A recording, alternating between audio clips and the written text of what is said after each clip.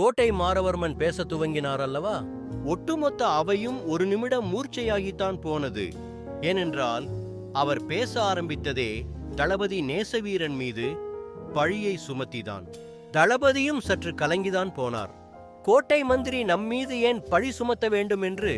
ஆனால் தளபதி அறியாத, கவனிக்காத ஒரு விஷயம், அரசியின் ரகசிய பார்வை தளபதி மீது இருந்ததை அறிந்து கொண்டதால்தான் மந்திரி அவ்வாறு பழி சுமத்துகிறார் என்பது. நிலைமை இவ்வாறு இருக்க நடப்பது என்ன என்று அறியாத மயக்கத்தில் இருந்த காந்த பேரரசியை நினைவுக்கு கொண்டுவர ஓர் சிம்ம குரல் தேவைப்பட்டது. ஆம், அக்குரல் சரியான நேரத்தில் கோட்டை மாரவர்மனை எதிர்த்து கர்ஜித்தது. அந்த குரலுக்கு சொந்தக்காரர் 7 மந்திரிகளில் மிக முக்கியமான உள்நாட்டு பாதுகாப்பு மற்றும் போர் விவகாரத்துறை என்று ராஜாங்கத்தை பாதுகாப்பாக உணர வைக்கும் பராக்கிரமன். இவருக்கு சத்தியசீலன் என புனைப்பெயரும் உண்டு. சத்தியசீலரின் அந்த கர்ஜனை குரலை கேட்ட பிறகுதான் அரசி நினைவுக்கு வந்தாள் என்றால் மிகையாகாது.